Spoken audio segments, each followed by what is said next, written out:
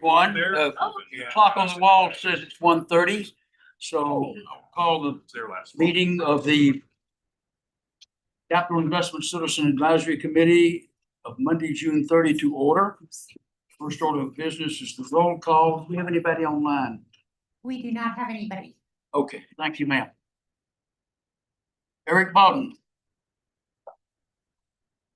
Kate Simons. Here. Stephen Booth. Here.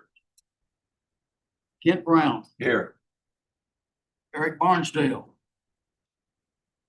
I am present. Don Turnipseed. Here. Peter Oliver. Here. Mike Wardle. Here. We do have a quorum. The next item on the agenda is the approval of the minutes of our April 21 meeting. Chair will entertain a motion and a second, or any comments or questions. Mr. Chairman, Yes, I move approval of the minutes of the April meeting. second. We have a motion by Mr. Brown, a second by Mr. Wardle. Any discussion, comments? All in favor, please say aye. Aye. Any opposed? Minutes are approved. Next item in the agenda. Oh, we're already up to the last item on the agenda. Is that? How you run a meeting.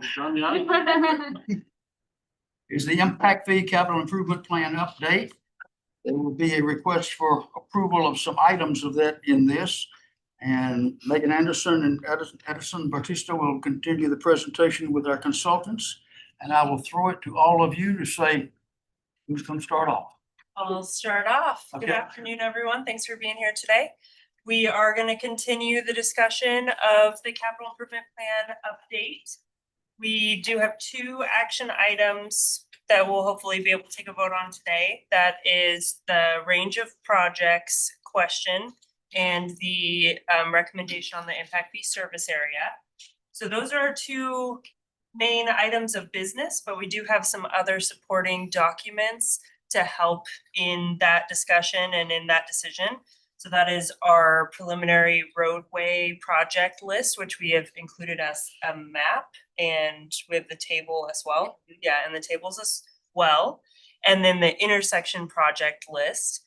And then we do also have just the initial impact fee amounts to show you. So we'll have a comparison of the single family impact fee and a commercial impact fee. And that is completely preliminary. This is the first group that's looking at it. So nothing, there's a little bit of filtering that staff has done as just an initial take at it, but nothing's set in stone. The numbers aren't set in stone.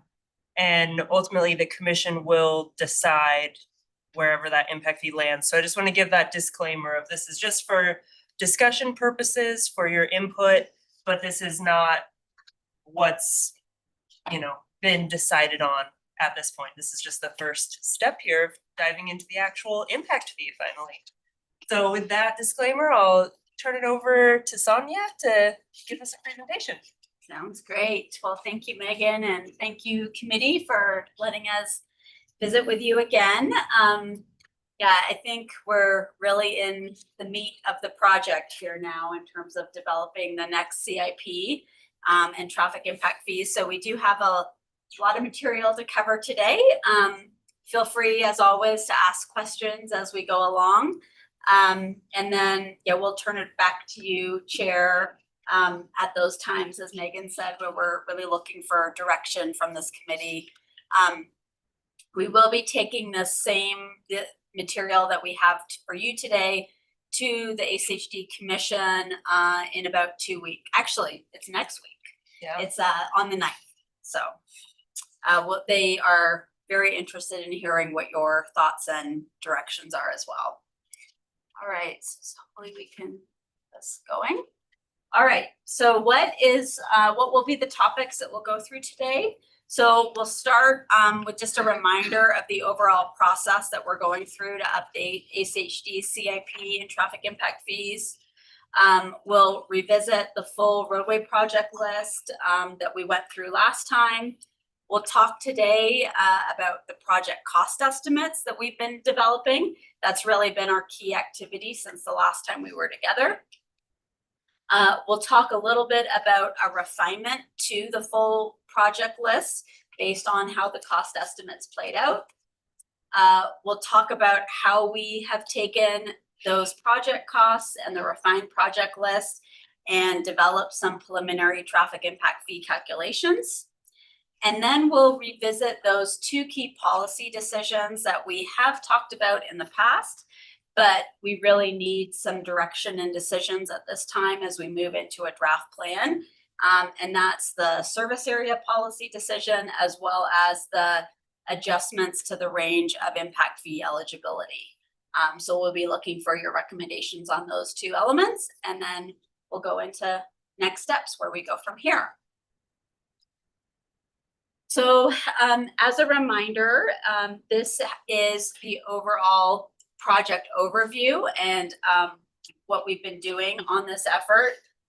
You remember we started this process with a best practice review that was really focused on four key policy areas, that being service area, range of project and implement impact fee eligibility, collector roadways, and then analysis time period. From there, we went into the actual CIP project development, and we visited with you on that back in April. Since that time, we've been working on the project costs and starting to develop draft traffic impact fees. All of that work will then roll into the resultant 2025 CIP and traffic impact fee schedule. The arrows on the bottom here show that this is a little bit of an iterative process. The project costs sometimes cause us to revisit the CIP project list, vice versa. And so we are kind of going through this iterative process with you at this time. Oh, there's a lot, sorry. I guess I had this all animated. I apologize. Well, so this, again, is the project list that we talked about last meeting. This is our full roadway project list as part of the CIP update. Essentially, this represents everywhere that additional roadway capacity is triggered as the result of projected growth in Ada County. So these projects have timelines associated with them. They have a number of lanes needed for capacity with them. And in total, there was 149 distinct roadway projects developed, which is 13 in addition to what the current CIP has. Chairman, we can come back to this later, but there are a couple of questions that I find don't really jive with what's happening in the real world on this particular project in Napsol later. Okay, that would be great. We welcome your input. I was going to mention that on this list, as well as the intersection project list, there were some comments we received last meeting. Several comments related to some key land use assumptions. Were these things accounted for in the traffic projections? There was some comments. I know State Highway 44 Canada intersection wasn't identified before. We have taken all those comments, confirmed them, and updated the project lists accordingly based on the feedback of last time. But if there's any additional feedback, we welcome that as well. So when do you want comments on the picture? Yeah, I mean, maybe. because I've got at Some least one comments as thing well. to ask about. Yeah. You've got one or two or three, maybe others, but we don't want to interrupt your flow, although we've just now done it. That's okay. Maybe when we get to the refined project list, let's talk about them then, because Okay. you'll see that there are some changes to this that we've been working on the past month or so. If that works for you. That's fine. Okay, great.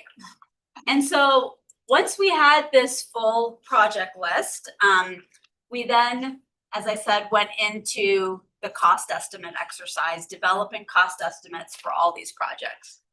And so how did we do that?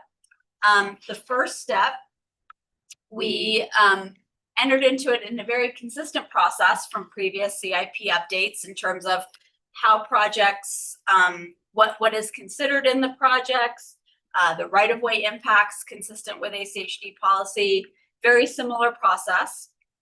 I think the key difference in this cost estimating effort compared to the current CIP is that the cost estimates are now reflective of updated project unit costs for construction materials, as well as updated right-of-way costs from the 2021 to 2025 timeframe. Any construction bids that ACHD has received in that timeframe, as well as right-of-way estimates and assessment estimates they received in that timeframe. So the actual unit costs that these overall project costs were developed based on essentially have the most recent best available data that we had available to us. You may remember that the current CIP has a 2022 date on it. However, the project costs that went into that document actually have not been updated since 2020. So we're probably looking at maybe even, 7 to 8 year old unit costs that were part of those previous cost estimates. So we did see some pretty significant changes in terms of the unit costs and right-of-way costs compared to what the previous CIP assumed. And then also, because this is a 20-year horizon plan, we had to identify current and projected inflation rates for those projects, knowing that, some of the projects in this plan aren't scheduled until 2035, 2040. And so we identified an inflation rate to apply to projects that aren't scheduled until future horizon years. So those were some of the key assumptions that went into this process. Once we had draft cost estimates, then we did have to go through a project refinement. And that project refinement was based on two key factors. So the first being a financial analysis that ACHD did. And this is a financial analysis not just for their capital projects, but for all of ACHD revenue. You might remember from some of our previous discussions, traffic impact fees don't fund the full cost of these capital projects. Only certain portions are impact fee eligible. So ACHD had to go through an exercise of financial projections to ensure that, or to determine what funds will we as a district have available in order to come up with the remaining non-impact fee eligible costs to implement these projects. If we have to have a reasonable and truth-tested plan, we need to be able to fund the full projects. So in addition to the impact fees, they needed to make sure that they had the non-impact fee eligible funding in order to implement these projects. And then in addition, the second step was to ensure that this long list of projects that we had in this plan, can it be feasibly implemented over the 20-year horizon? And there are several considerations that go into that.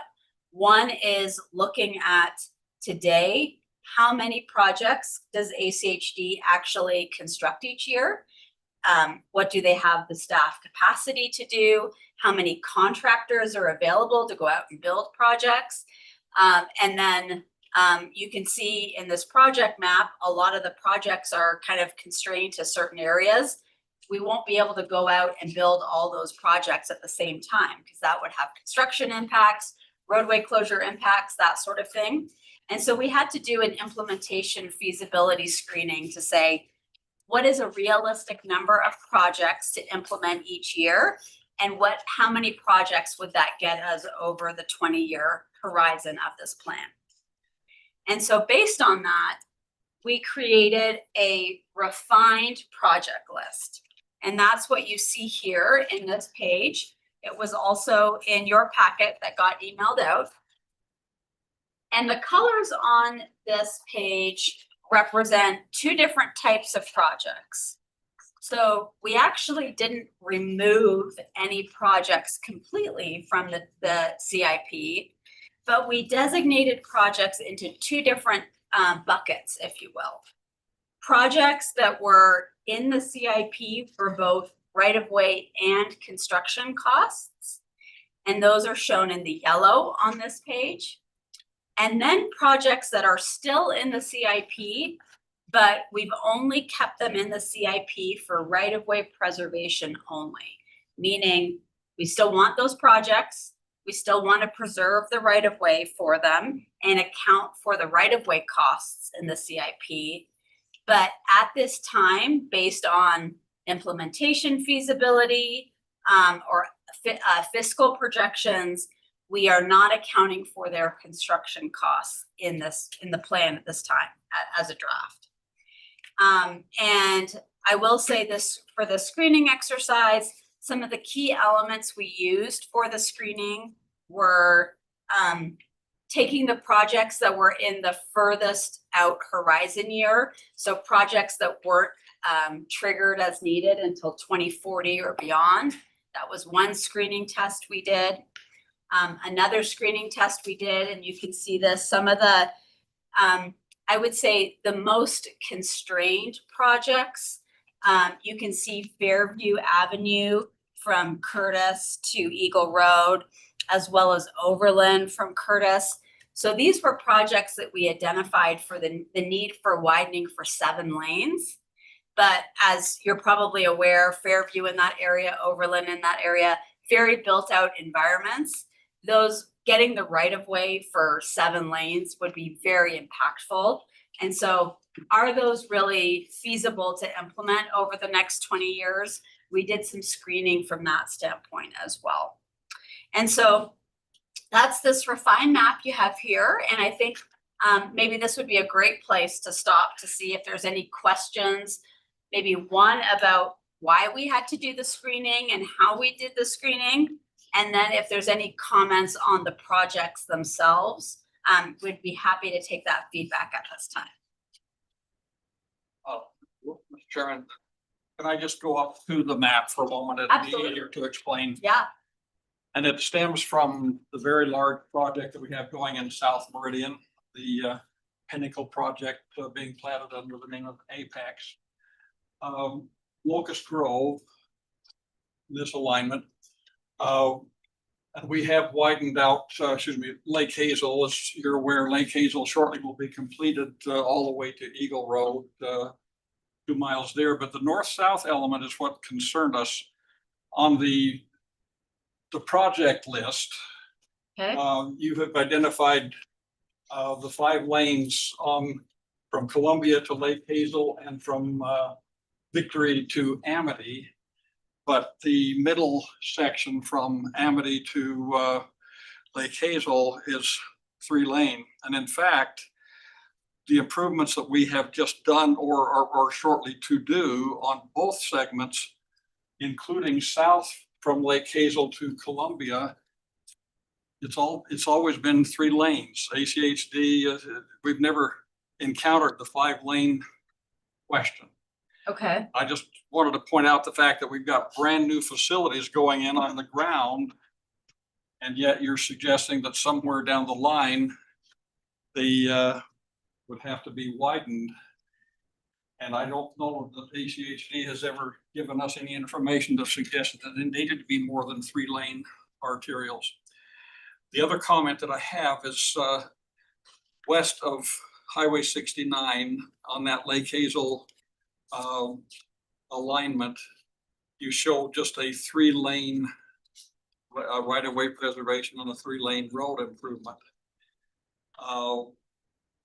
At one point in time, and I know it's ancient history now, that used to be identified as a mobility corridor. And at one point, they talked 7 lanes and now it's 5. But I guess I'm wondering why from Highway 69 west toward 10 Mile Road, that the 5-lane improvements that we just completed on the east side would not be replicated Because I can't see that there would be less development potential on the west side of Highway 69 than there is on the east side. In fact, there's already commercial and residential improvements or proposals that have been approved. So anyway, just based on the fact that we're Okay. doing some of those things almost today. Yeah. Okay. Well, those, oh, go ahead. Do you have some? Yes, so with respect to, for example, Locust Grove, so absolutely, that was direction and feedback from the first from the city requesting that a lot of the arterial networks around their network be preserved for 100 feet. We absolutely understand that there's improvements that are being made that are intended with the previous number of lanes intended for the location. So like, for example, 3-lane. But based on that guidance of the city of Meridian and later on ACC Commission, the request was for ACC to be able to preserve in the future those 100 feet if redevelopment happens at any point along those streets. So certainly we understand that there's going to be improvements today that already reflect that previous guidance of 3 lanes. But based on those conversations, the intent is to continue to show 3 lanes with the ability of ACG to preserve 5 lanes. If development happens or any changes in the area, we are able to accommodate that space. So it is a matter of for ACG to look at it from a long range perspective beyond the next 20 years as well. So that's the reason that we're showing in some locations 5 lanes, for example. Well, Mr. Chairman, I just would point out that it's almost too late to make that decision now because we have an approved project that is will confine that roadway to the anticipated 3-lane highway. So anyway, we will be talking about that tomorrow and probably provide some feedback from. Absolutely. And we can share that feedback too with us part of our upcoming meetings with the commission regarding that comment, for example, with respect to what's happening today in the approved development compared to what we're showing in the CIP and the master statement, for example. So certainly thanks for that feedback. I'm not saying you did it, but we need to be careful and keep in mind that we're looking at both in 2 separate maps, right of way and construction projects. So you have to remember which one you're thinking and be sure you're on the right map. Yeah. And not saying you did that. Well, no, that's fine. And I guess if we didn't tackle the USIC question, west of Highway 16 versus like east and west. Right. Have you got a comment for that? Is that regarding USIC? Am I correct? Or Talking about my comment? No, I was talking about Lake Hazel. just like Hazel? From Lake Hazel west to Linder Road, you're Okay. showing 3-lane right of way and 3-lane preservation, as I recall. Oh, okay. I mean, Perfect. Yeah, R150. Anything else? No. I've got, anybody else have, okay, let me do my little one and then you can do a roll. Macmillan from Star Road to Canada is not shown for anything. Why not? It is the output of the model. That's why it's reflect that it's not triggering any improvement at this point for the next 20 It's years. 2 lanes, right? Right now it's 2 lanes, correct? Which is I think in the master schema it's reflective of. But you're taking Macmillan to 3 all the way to Star. Correct. So that doesn't mean that the project's not gonna ever happen. It's just that. I get that, but in the 20-year forecast, it's not shown. The 20-year forecast 20 did year. not show the need for widening that last mile segment Okay. of technology. So it's not that we forgot, it's that we didn't. The forecast does not show the need for that. Okay, At this point. yes, sir. Just curious on R44 Star Road from Chinden to State Street. That's right away only. Yes, No, that's right of way and construction. And construction. Between state and Shinden, yes. Okay, The yellow is right of way and construction. want to make sure I. Yep. Okay. Yep. Good clarification.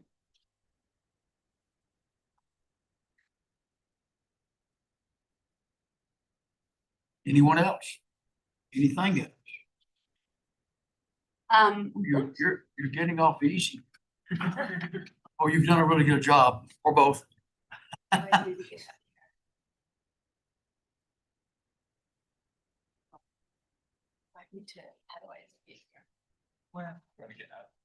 No, out of this dialogue box on the side.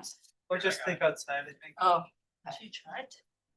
Okay, there we go. Thank you. And so, and then, Let me interrupt you with one Yes. more I thought of, sorry. yes. Nope, that's good. Overland Road, west of 10 Mile. Overland west of 10 Mile, yes, You're showing a new roadway, there's nothing there now, a correct, new roadway of 3 lanes. correct. An extension, Correct, correct. On the premise that 16 is going to come on south. People are talking about it. I'm not we're sure. talking about it. I'm not sure which people and what level, but I don't think anybody can dispute it's going to come on south at some point. Overland is 5 lanes up to 10 Mile, I think.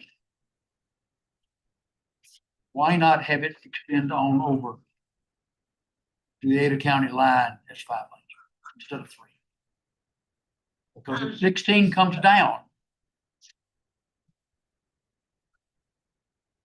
I think again, so I will say and while that is being, interrupt, and it's going, and Overland in whatever name in Canyon County is probably going to go beyond 16 and keep on going over Airport Road or whatever it lines up with. yeah, great question. I will say, so our analysis had to be constrained, our future roadway network had to be constrained to what the current plans and current funding is designated for in terms of future projects. So our analysis did assume the State Highway 16 extension all the way to the freeway, but anything beyond that is not currently planned or funded or considered as a sort of a future likely improvement at this point. That may change next year or in 2 years, but right now it's not. And so our analysis and the roadway network we used for our analysis didn't include that assumption. And so based on what we do know and the best information we have at this time, the Overland extension in that area was only showing the need for 3 lanes. Now, that could change if something comes forward in the future, but And let me add a little bit more context to when you see new lines or new roads proposed. Typically, those new lines don't typically trigger. You're not seeing that trigger in the model because they don't exist. There's no that connection. So that traffic generation to that specific lines, in many cases, does not reflect what that new, how many lanes does that specific section shows until we do a final build out analysis. In this case, we follow what the study that was developed, I think it was in 2008, 2009, when this road was first identified by the South Meridian Transportation Plan, I think it is called, that was showing a 3-lane section at that point. Through the same guidance from the city, from the request from the city of Meridian and ACAC Commission direction, we have a preservation of 100 feet for that specific location. Just with intent of even if it has Highway 16 extends to the south and those needs are triggered later in the future, we're able to preserve the adequate space for us to be able to build 5 lanes in the future if needed. But for now, we're showing 3 based on the information that we have available today, just like Sonia was mentioning. So I would add to that, that we have had a couple of small mobile developments along that corridor, and we are preserving 100 feet for a future 5-lane section. But again, like, this is why we update the CIP every 4 years, because 4 years from now, ITD may have some designated funding and we may see something different trigger, but right now the data is showing 3 lanes, but we are preserving right of way for 4 lanes. And you've adopted the 5-lane preservation Yes. for all arterials in Meridian. Great answer. All right, was there anything else on the projects before we move forward? Yeah, Yeah, just so for Eagle, Yeah. north of Beacon Light, yes. I'm thinking both Linder and Eagle Road. Is there been any analysis done on There hasn't been if I remember correctly, nothing beyond the foothill study. I don't even remember if there has been a foothill study necessarily. I'm aware that through development, there has been traffic studies done that reflect sort of the plan that's currently being developed through what's it called, Nova, for example, subdivision and those connections. that? So that's one of the things I'm thinking of specifically is we have this major new development in Nova going on, actually off the map here. And they're at least touting a connection to Linder Road. Now, I don't know what that really means. There's actually a Linder Road in Valnova. Now, is that actually gonna connect to Yes. the current Linder Road or not? It will. And so I guess just to at least have some planning from a right of way and, this thing is moving, it's going. So we're talking about a 20-year plan. It seems like we ought to be thinking about that. Yeah, and that, I mean, that land use was absolutely assumed in our analysis. I think the area north of Beacon Light, that is on the master street map as future roadways to be developed by development. So they would be responsible for the build out of those roads at that time. But you can see it reflected in our analysis in terms of the future needs of Linder Road. Okay. And, needing to be 5 lanes, even 7 lanes, it shows us 7 lanes, when you get across the Right. river and those sorts of things. Exactly, Yeah. definitely south of State Street. Yeah. And for sure, I just was looking north. Yeah. What plans both the county and maybe are you telling me that that's all really gonna be done by the developer? Not by Any- Ada County? Any roads in their boundary, and I believe they do extend almost all the way down there to Beacon Light, those connections would be completed by the developer. Okay. General question on Yeah. preservation of right of way. A good example is Beacon Light and Pollard. Right now, they've already approved a plat for some houses. So there's not gonna be room for roundabout there. And then the process plan, city sends comments to ACHD. Is that supposed to be something that's caught? Or did we miss it? Or Well, Yeah, I mean, absolutely. If it's on the master street map and on the CIP as a roundabout, and I don't know for that intersection in particular what it is Yes. today, that is something that ACHD Development Services comments to the city as part of the land use application. This is on our master street map. This is our future plan. This is the right of way that needs to be preserved for that future improvement. okay, I just wanna make sure I get. Yeah. Something probably got this there, but that's okay. And- Process is there. one thing I would note on that specific comment is that while we show a specific treatment on the map, whether roundabout or signal, but talking specifically on roundabout, the intent of us showing roundabout is for us to be able to preserve that right away. That doesn't mean that even though it's preserved, as times goes on and enters into design and the decision-making process, that doesn't change or it becomes a signal. Because one thing we need to consider as we evaluate, especially like Pollard, which is pretty close to Highway 16 and Beacon Light, we have to coordinate and partner with ITD to have those conversations, how that system would work together.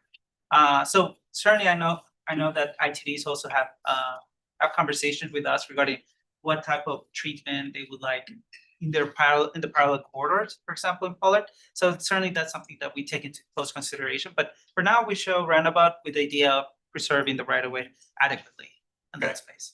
Thanks. Yes, sir. Go ahead. No, you go ahead. On the intersection project map, if we're Yes. warping into that. Mr. Wardle just confirmed to me that they're currently constructing a traffic signal at Rustic Oak on 26, which is a half mile between 16 and Black Cat.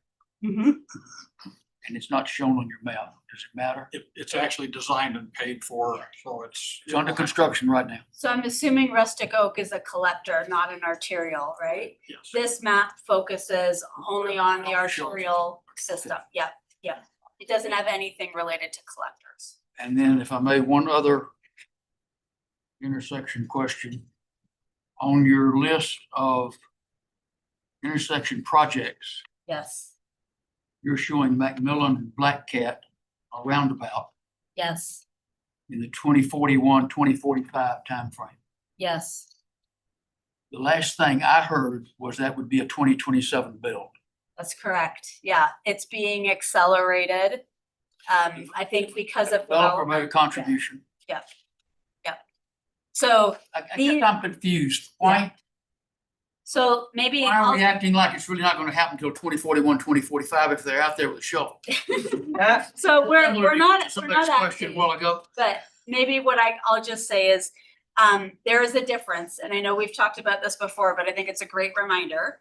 There is a difference between the capital improvement plan, which is a plan that establishes 20-year needs that are driven by development for the purpose of establishing an impact fee that ACHD can collect.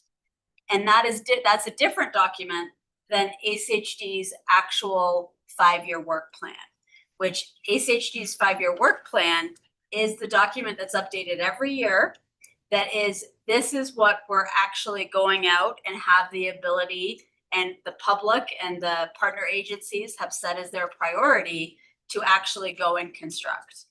And so our timeframe in our analysis said that is when that intersection, the need for that improvement is being driven by future development. But because of all these other issues, ACHD partnering with development has said, we want to prioritize that improvement sooner. And so we're putting it in our 5-year work plan with this development contribution to go and do it much sooner. So 2 separate documents with separate purposes. I don't know if that helps or if you want to add to that. Yeah, and I think that generally speaking, that applies to everything that we showed today. It's like the CIP, while it's not a program document, it shows the break per bracket of 5-year range. But what I wanted to add to that is that we can update the time frame shown for that to reflect to align it much better with what's currently available for funding and what is being approved to be developed. So certainly we can grab that feedback and update that time range there, so it reflects. Because with this schedule, you're planning to collect impact fees on something that will have been in use for 20 years by the time you get to that point. Right. Well, and one of the bigger concerns potentially too is if we have it later in the time frame and it's constructed today, we have inflation that's factored in here as well. So we do want to reflect the accurate time frame as well as we can, so we're not overinflating projects. You're driving up costs for something that isn't going to be built in that time frame. In reality, we usually don't collect enough funds because we are just estimating a cost, but we do want to do our best to not overinflate something that's going to be built faster if we know now that it will be done faster. So in short, thank you for your feedback. We'll get it reflected in the. Yeah. Yeah, absolutely. In the same vein, and not to get too far in the weed, but with all the stuff that's happening with my pond. Yes. Now with them announcing the second fab and all that, is that in any way factored in to this little area? Absolutely. We have heard feedback from the city regarding that general area and coordination. That's where we show that technology weight and extension to reflect the adoption of the Micron redevelopment or expansion. In with the right of way perturbation construction, that's why we reflect it as construction, because we recognize that it is a needs that's coming fast in the area. So certainly we want to reflect those connections in there for impact fee use in the future. So that would come out of some of the impact fees they're paying now, or obviously it's gonna be the service area. It is a timing This is the whole thing. timing thing, right? Yeah, so if I'm correct, and Megan can correct me, that application got approved with the previous CAP And they've been requirement. paying impact fees at today's rates, yeah. So for the Then you project. have a fab going and then another fab going and 4,000 people that are gonna be dogpiling over there, not counting all their vendors. So that's why it's so important for us to get this adopted as soon as we can. So that new growth, we are reflecting the new fees that are calculated today. So certainly that's why we're working as diligent as we can on this process today. So yeah. Yes, sir. Well, that comment, I'm gonna say something political, but at my age, I can do that.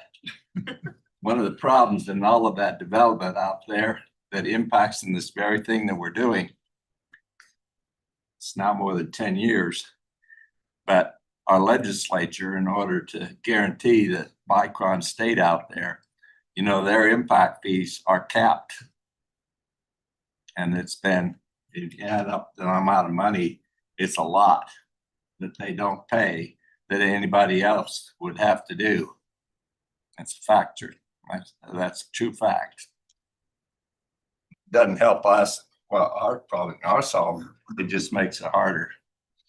Because they don't pay as much impact as if that was some other developer didn't have that thing written into our state law. And I believe that's actually on the tax side, not the impact fee side. They have been paying their full ACHD assessed impact fees. It's just under our current CIP, not this future CIP, because we don't have it in place yet. Anyone else? Anything else? All right, thank you. Great comments. So with that refinement to the project list, and I think all of these comments that were mentioned today in the project list are really helpful, and we'll get those incorporated. So these numbers are, as they say up there, are just a draft. They may be shifting a little bit, but that results in a total project cost for all the projects on both the roadway map and the intersection map of just about $2.2 billion. So that's the full project cost if we were to implement all of these projects over the 20-year horizon. Now, as I said before, not all components of those projects are impact fee eligible. And if you assume no policy changes to how ACHD has currently been dividing between what is impact fee eligible and what is not, it would translate to about $1.5 billion of impact fee eligible costs within that project list. So that's what they all roll up to. Okay, Somebody once said $1 billion here, $1 billion there. Before you know it, you're talking real money. that's right. That's right. Just to connect that Yes. with the material that we've got, so we've got these spreadsheets here. with Yeah. all this. Are you saying if we were to add this up? It's those I'm gonna numbers? go, yes, I'm Yeah. gonna go grab the, So that would be can I grab the far column here. If you add that up on all the spreadsheets, it would be that 1.5 billion amount. Megan, I have a question for you. Yeah. Should there be, hypothetically, should there be policy change? When would that new structure be implemented? So the timeline we're looking at right now is that having the commission adopt the new capital improvement plan in the fall. And then it would actually take effect January 1st. So that's what we're really hoping we can shoot for, because that is easier for all of the land use agencies if we assess the new fee either on a fiscal year or on a calendar year.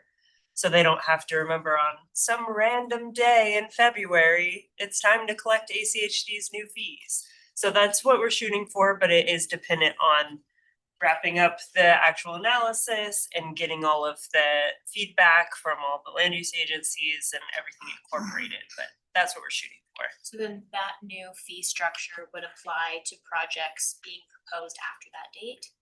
Yeah, any applications we receive from Chrissy shaking her head. It's not when the application is received, it's It's when when they apply for a building permit. Okay, So if we use Micron as the example, if they were to come in for a conditional use application this fall, the impact fee that would be assessed would be whatever's in place when they apply for this building permit. thank you.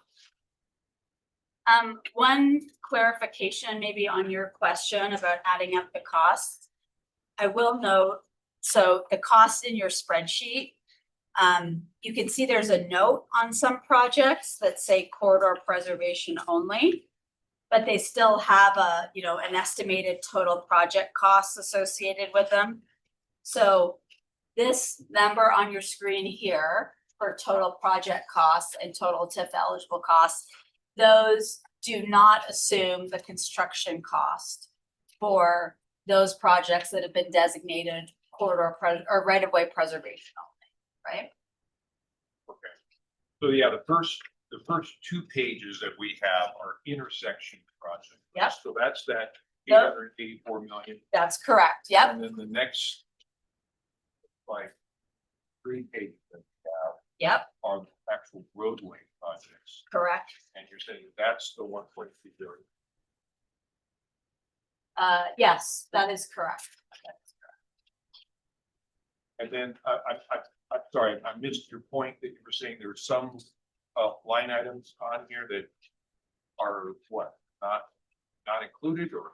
So, yes, so going back to our previous conversation about the project screening, needing a financially constrained plan that ACHD could actually fund, make up the remaining non-impact eligible fee funds.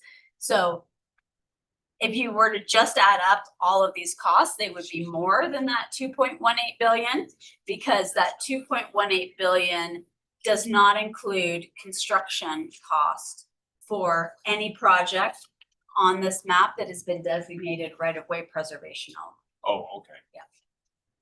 So some of the construction costs have been backed out in order to fiscally constrain the plan. Chairman, just an observation of it, without being able to count it quickly, it appears that at least half of the total projects on the list are preservation only. So the reality is that those that are blank in that column are the ones that are factored into that 2.18. That's correct. And we can provide a clean version for the next CIC meeting, so you guys have the that component addressed. Sure, yeah. So how do we take these project costs and then convert them to traffic impact fees? So the first thing we need to do is to get some key factors out of the Compass Regional Travel Demand Model. So there's three, the bottom equation here is how we actually calculate a traffic impact fee based on the project costs.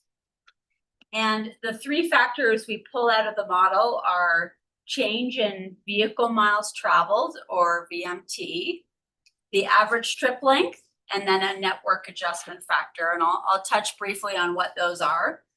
So change in vehicle miles traveled, that's basically system-wide in the travel demand model, or county-wide in the travel demand model.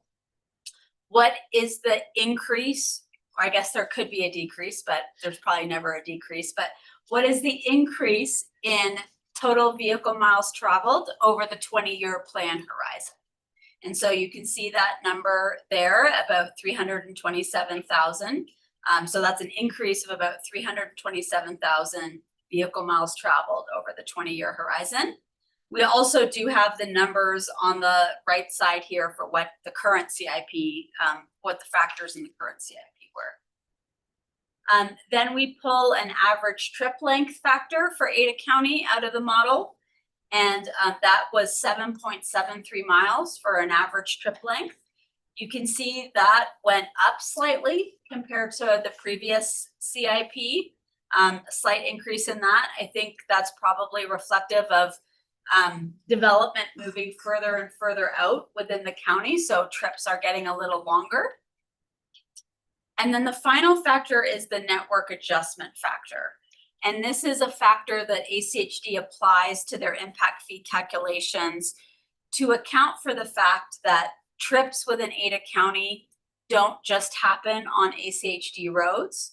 A good portion of trips in Ada County happen on Idaho Transportation Department roads, such as the freeway, State Street, State Highway 44, Shinden, 2026, State Highway 69, all of those roads.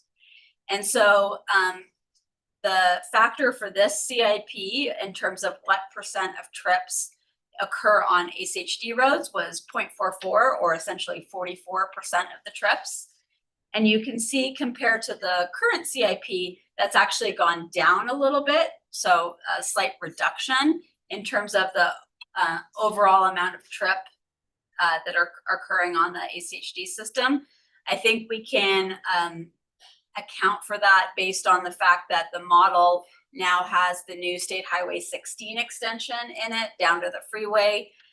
It also assumed some significant investments that ITD has planned in State Highway 2026, State Highway 44, widenings, things like that. So we're seeing that amount go down a little bit. The fact that 16 won't open until 27. Yes. This is based on a 2045 model run. Okay. So these numbers Okay. come out of an ultimate 2045 Okay. model run. Yep. So it would include that whole Oh, yeah. project in place. They may actually get it done by then. And one correlation that exists within this data is that the farther away the trips are taken, the more that increase, the more likelihood would be those trips at one point will connect to a highway system. So because of that, that also it's a factor that why that network adjustment also reduces as the trip increases. So when we add those factors into our equation, along with our total impact fee eligible costs, these are your new numbers or your draft new numbers. These are not necessarily going to be what they end up being, but you can see how that plays out. So we've got our total costs here, our impact fee eligible costs, and applying those factors, what that would result in terms of traffic impact fees. And we just picked 3 common land uses. So a single family home, an office per 1,000 square feet, or a shopping center per 1,000 square feet. And so on the left is if we did not do any project screening. So if we kept all the projects in there and we kept all the construction dollars in there, what those costs and fees would be. And then on the right is with the screening, we went through what those costs would be. So at this point, we're not recommending or thinking that full project list is feasible or is fiscally constrained.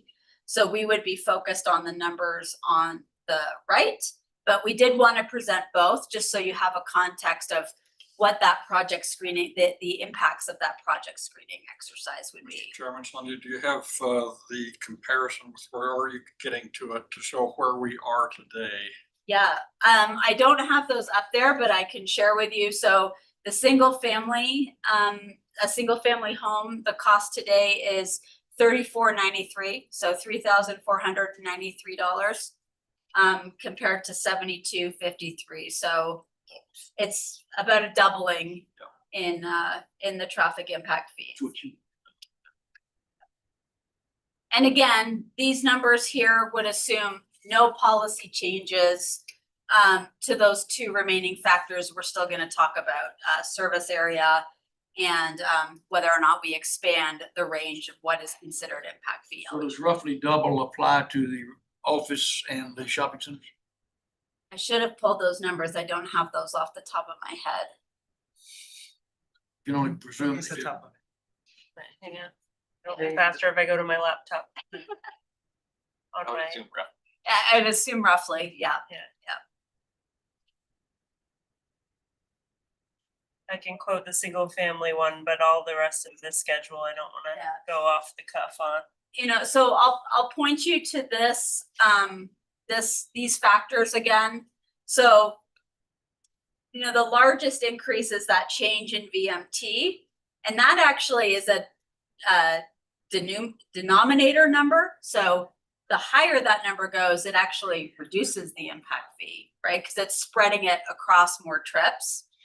And the other numbers don't change too significantly. There's some the average trip length that is increasing. Network adjustment factor, there's a decrease in that one as well. And so I think my point being here, the reason these numbers are changing so much is really all attributable to the traffic impact fee eligible costs. It's the cost of the project that's really driving those changes to the result TIFs. I have those two numbers, if you Yeah, wanna let's go go back to back. that slide. So the general office number, which up there is being proposed at 8,334. That one is currently 5,350. And the shopping center is currently $8,068 per 1,000 square feet on both of So them. they're not, They're not doubling, no.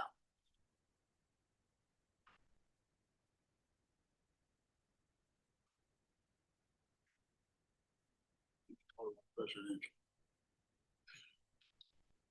Where the bodies are. Okay, so I think here, I mean, I can leave it up on the screen.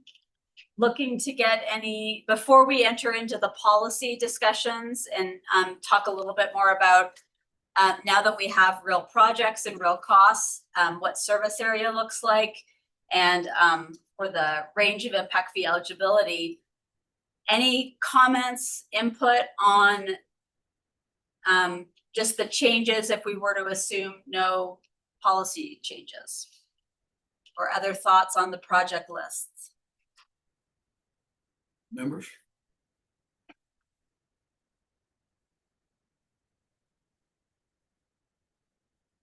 I'd like to see the rest of the information if there's more. I can keep going, yeah. Yep. Okay. So, let's talk about the scenarios for policy decision changes here. I'll just remind you of the 4 key topic areas we looked at for our best practice review. But what we're really focused on right now, the 2 outstanding ones that we haven't gotten clear direction yet, or final direction maybe is the best way to put it, were service area, and then expanding the range of what is considered impact fee eligible within projects. So let's start with service area. We started our service, so maybe I'll step back. So I know we have some new members and people who have been part of all the conversations. So I'll remind you, a service area is a defined boundary within your impact fee area. And it's intended to function as its own transportation system, whereas the growth and new trips within that service area are driving the need for projects within that service area, but really exclusively confined to within that area. And the growth within that area is maybe minimally, or if at all, driving the need for projects outside of that area.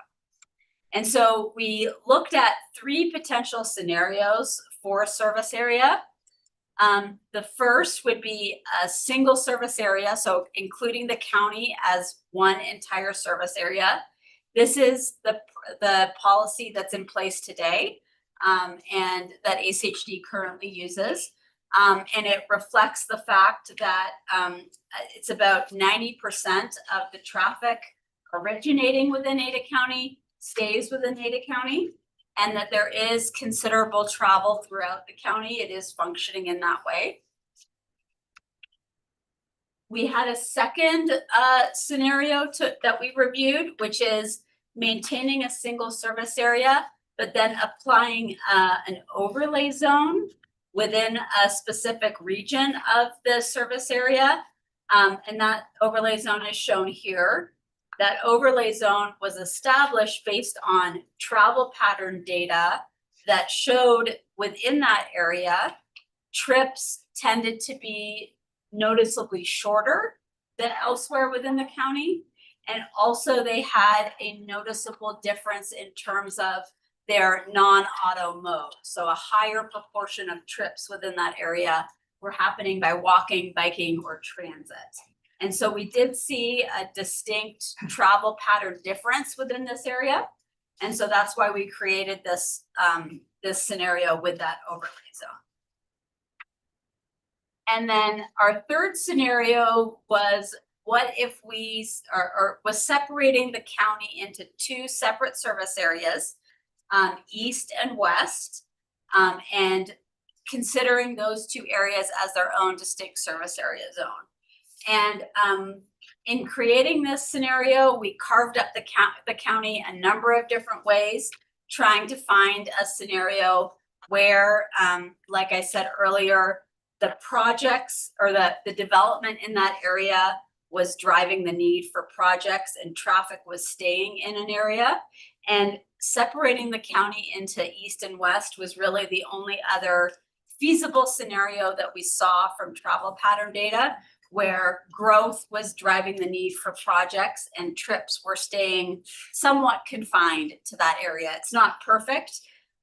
When you compare it to a countywide scenario, it goes down from about 90% of the trips staying in that area to about 65% of the trips, but it is still a larger portion of the trips combined to these scenarios. So we felt this was a feasible scenario to look at. Go ahead, Edson. And for the, just as a reminder, and especially for the new members, as part of this exercise, we did a review, a traffic data analysis of multiple type of scenarios. In this case, we break it down the county per city in 4 quadrants and so on and so forth. And the scenarios that we're presenting today and that we are reviewing today are the ones that the data supports them in its current state, right? That as time goes on in the future, certainly that could be different and we can explore different scenarios at that point. But for today's conversation, these are the 3 that at least the consultant and ACG found that are supported by the data, by the travel data. Yeah. So. And the reason that is that's absolutely true, and that's important because in the Idaho Development Impact Fee Act, it says service area must be determined based on sound engineering and planning principles. There needs to be data that supports the drawing of service area boundaries. They can't just be drawn based on, you know, city areas of impact or city boundaries. There needs to be a reason why they're drawn the way they are. Chairman Sonia. Yeah. Has the next step been taken to determine what the impact fee? Okay. Next slide. Great segue. Yes. Oh, where am I? Suspense. Oh, Maybe- what happened? Maybe There I am. next slide. Very good. I came back. He fell asleep. Okay. Hopefully it won't click through like 10 slides now. All right. So it has. Great question. So now that we have the set of CIP projects and cost estimates, we were able to update our analysis of the service area scenarios to determine how that impacts each scenario. And so we reviewed them across several important factors. So the first being project implementation.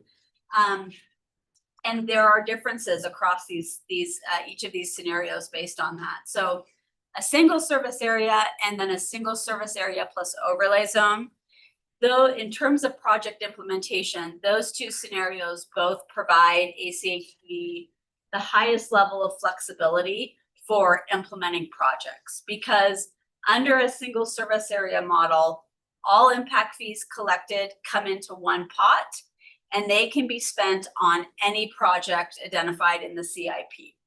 And even the overlay zone, because it's not a separate service area, it's really a tool to manage or to discount impact fees. Even money coming in from the overlay zone can still be spent anywhere within the service area. When you have two service areas in that two service area model, it does introduce and restrict flexibility, because money has to be maintained that comes in from a service area must be maintained there. So for example, development in that east service area, the money stays within that service area and can only be spent on projects identified in that service area. And the same for the west. So it introduces or it restricts flexibility in terms of how long it's going to take to generate funds to implement projects and where that money can be spent. Question. Yes. Those with the fees Yes. for a house. Yeah, those are single, Yes. single family. Sorry, home. yeah, you're jumping ahead, but let's do it. I think that's what people are most excited about. Well, that's So- what I wanted to make sure. Yeah, so how does it change impact fees? How do each of these scenarios change impact fees? So you can see the third line down here, we have the resulting traffic impact fee for a single family home, just as an example. So under a single service area or a single service area plus overlay zone, that fee would remain what was on the previous slide at about $72.53. However, within the overlay zone itself, we would discount that fee to acknowledge the shorter trip lengths and the increased non-auto mode share. So within the overlay zone, that fee would go down to $53.67. But again, all those fees would be collected into one pot and they could be spent on any projects throughout the county. In a situation where we divided the county into two service areas, east and west, the impact fee in the west service area would go up to $8,085. And then the impact fee for a single family home in the east area would go to $54.10. And the reason that is because there's a different set of projects in each service area, and there's a different amount of allocated growth in each service area there. And so you have to do a brand new different calculation for each service area.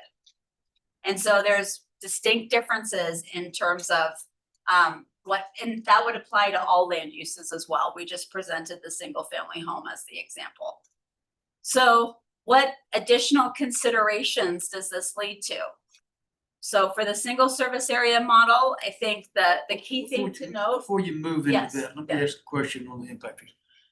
If your 72.53 of single service area generates a certain amount of money, Yes, you know where I'm going. I know where you're going because we asked the same question. And your two service areas get more from one side and less from the other side, which I can only hope, or believe, when you run it through your calculator, generates the same amount of total money. How can you cut the impact fee in the overlay zone, hold the outside zone the same, and generate the same amount of money in that scenario? Yeah, great, great question. So, About somebody's asked this and y'all know the answer. I've asked it a couple times. Yeah, I've asked it a couple times. And I will say that is just, it's a policy decision. The reason we did that is a policy decision. We could do it a slightly different way and try to make up the So remaining math on balance. all three comes to the same total number. We could do that, and This doesn't. this does not. This Okay. does not. And the reason it does not is because the collection of impact fees and the growth is not a zero-sum game, right? These are ACHD's estimate of the fees it would need to collect to implement every single one of those projects in the list. and assuming that every single piece of growth that was assumed in the model comes to fruition over the next 20 years. That's probably not gonna happen. Growth is not gonna play out exactly how it's shown in the model. And this list of projects is gonna be updated every 4 years. They're gonna change, it's gonna evolve. And so it's not a zero-sum game to get to a magical number of 1.9 billion or whatever that number was. The other factor too is we calculate this all by a trip. And then we have the tables that tell us 1,000 square feet of this type of commercial is this many trips and should pay this fee. But we can look at our growth projections for what we think the commercial and residential growth will be, but the real world conditions will be different. So that's a factor too. It's all a projection of how many homes do we think will be built in 20 years and what types of homes do we think they will be. Will they be multifamily? Will they be single family?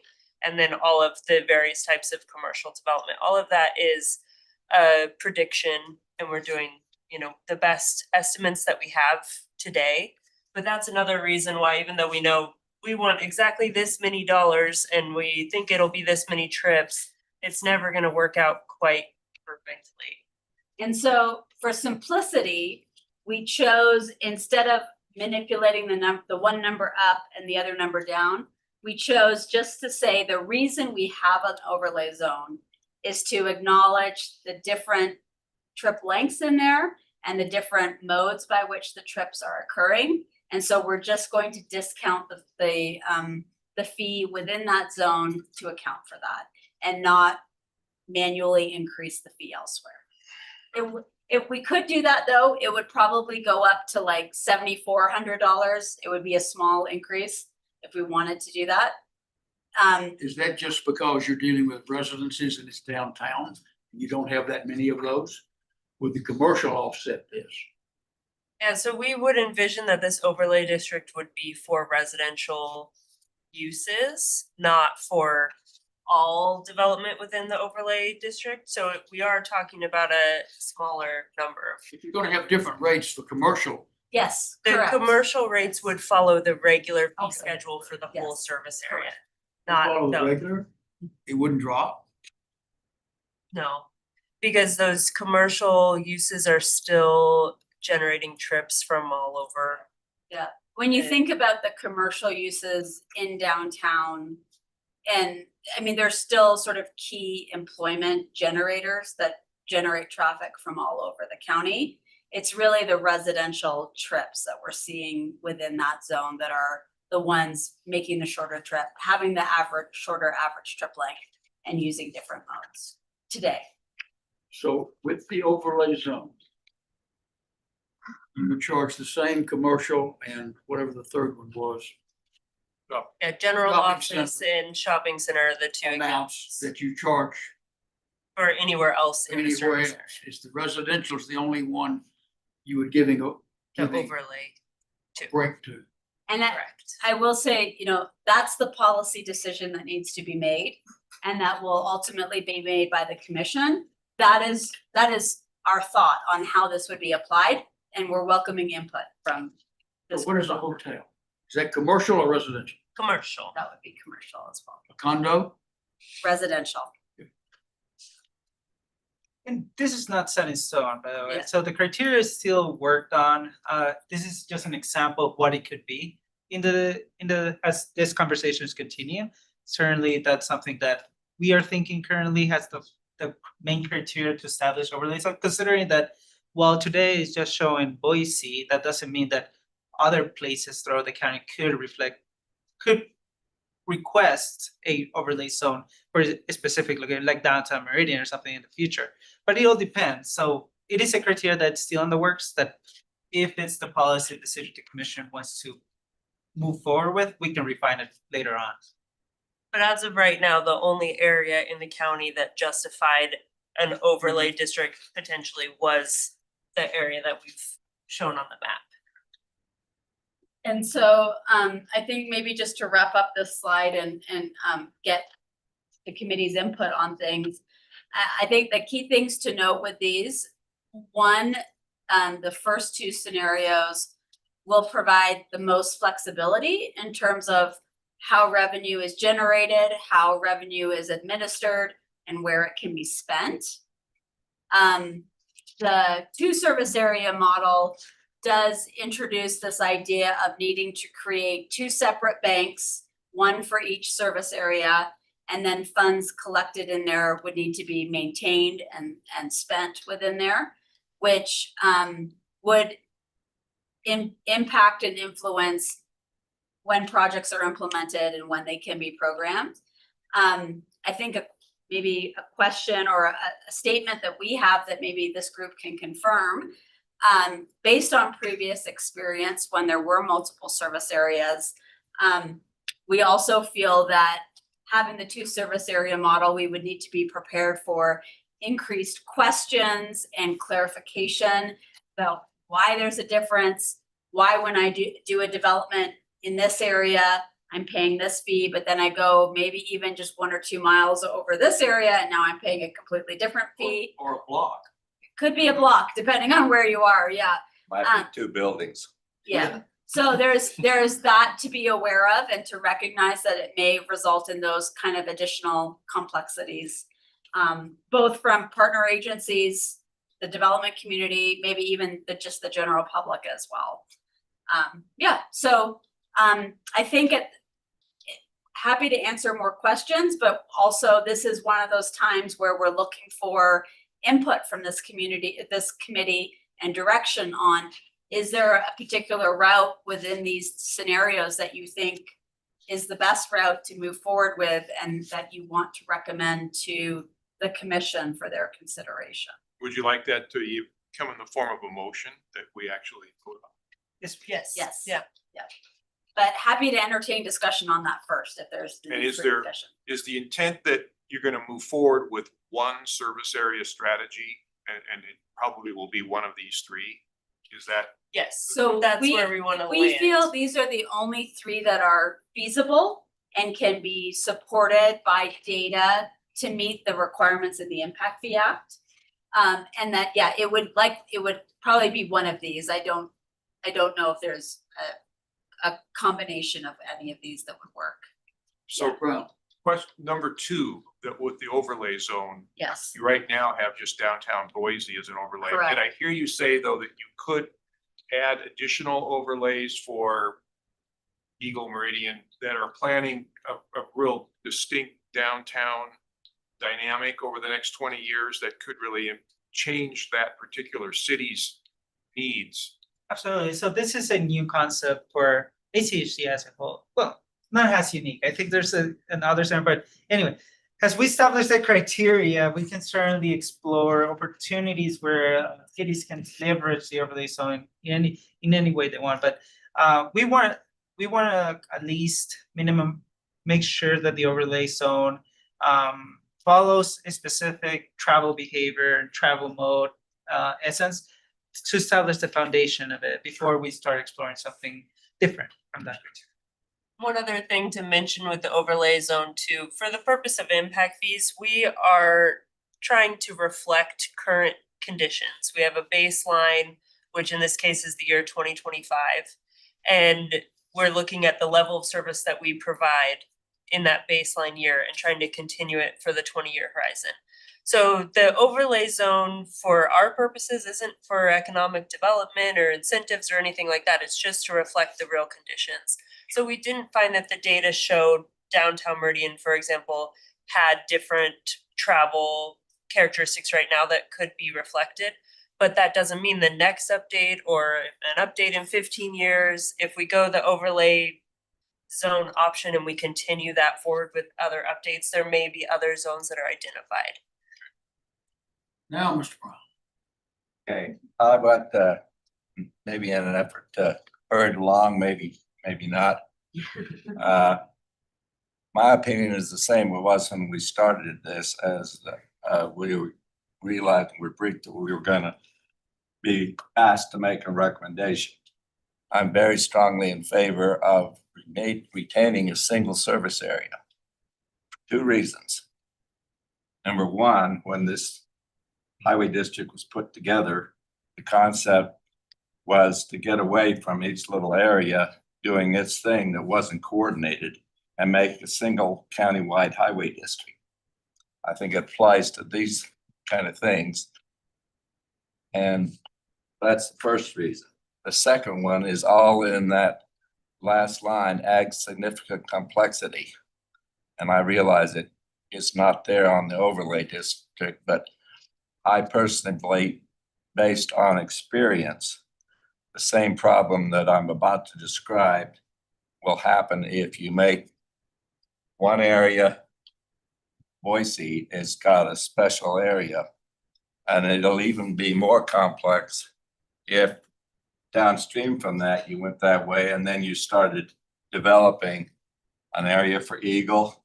And you're right back to the same problem, which was when we had multiple areas. We did have it, I can't remember how many years, but it was just what was mentioned. All kind of problems with areas, people in Eagle saying, well, we didn't get our fair share as compared to people in Boise. And why is theirs different than ours? It took a lot of time and it was difficult to manage. It really simplified it when you went to one area, and that was what it was. And so based on my experience here in this highway district with the Impact Seed program, I think that we should recommend that we leave it as a single service area. Yes, ma'am. I have a couple points that I'd like to make, and I think I could also use some historic context. From my understanding was there was multiple service areas up until 2012. Yeah, that's So exactly for correct. a 10-year-ish period. So before we talk about that, seeing as there is our cities within Ada County are incentivizing growth and density in very different ways. I mean, we're seeing, I think particularly, the city of Boise and Eagle are really great examples of very different policy implementations regarding density and development. So seeing as how that is happening, I'm having a hard time understanding how it makes sense for developers in the city of Boise, or I guess what would be in this eastern part of the service area. From where I sit, it seems almost like a subsidy toward development happening in the west service area. And I watched this discussion with the commission from last summer. And I saw that the east was only receiving or only actually seeing about 13% of projects actually happening in that area. So to me, it makes a lot of sense to continue discussing what a two service area scenario would look like. So I'm not quite ready to make that vote. I also feel as though I'm missing a bit of historic context on what the complexity looked like shifting to the multiple service area in 2003, if that was difficult for developers to understand, if that was difficult for cities to manage, and then what happened to result in the commission voting, I assume, to return back to a single service area. Can you help me understand what Let's have happened there? Christy Little address that. I survived it and I'm here to Great. Oh, no, this is You've great. been waiting for this the whole. I was gonna recommend that we get Christie in on that. If you want to hear. I survived. So just from the very basics, and we'll work our way up, right? From the very basics, lots of confusion from the development community. Okay. And it was Eagle Road happened to be the east-west boundary when we had the 4. And so I would say from just a staff time, there were developers in our office weekly asking to understand. So there was a lot of that. Our impact fee ordinance allows individual assessments. So if you develop along the Chinook corridor, for example, and you don't feel that your the land use or your particular business fits those factors that Sonia had up here, we allow an individual assessment that allows you to come in and you survey your customers or your residents, depending on the type of land use, and you can demonstrate that the impact fee isn't quite right for your specific business. And so having multiple service areas actually led to an increase in individual assessments. That costs the development community money. They have to hire, for larger developments, they have to hire an engineer like Kittleson to do those studies. So that took some time and effort on their part and on staff's part and money on their part. But really what it came down to was the money aspect. And when we had 4 service areas, it meant we only had four pots of money instead of 1. And so if we had a big project come in, we might not be able to fund it all from impact fees. And so we were taking loans from the general fund to loaning money to ourselves, right? But we were loaning general fund dollars to pay for impact fee funded projects. So we went to the single service area in 2012, and it took until about 2018, 6 years to dig out of that hole. So we just didn't have enough money to fund all of those projects when we divided the county up that way. And so that's kind of when we talk about what is the system, like we have to look at that from a dollars and cents standpoint too, is our county is operating as a system, and we have to, under the single service area, we're funding it as a system. Start slicing and dicing, and it really limits the funds.